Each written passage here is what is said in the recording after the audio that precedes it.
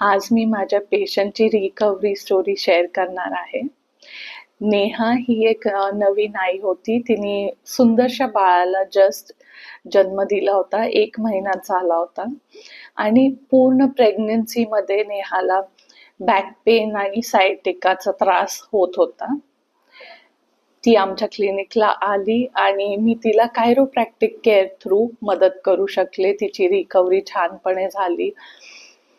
आता रिसर्चनुसार 80% मदर्सना पूर्ण 9 महिन्यात त्रास होत असतो बॅक पेनचा, सायटिकाचा आणि जन्म दिल्यानंतरही अप टू 10 वर्षांपर्यंतही त्या आया सफर करतात, बॅक पेनमध्ये राहतात, सायटिका असतो.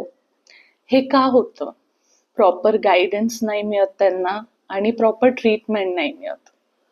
जर तुम्ही यातून जात असाल तर आजच संपर्क करा खालील नंबरवर, अपॉइंटमेंट घ्या आणि मला क्लिनिकला येऊन भेटा.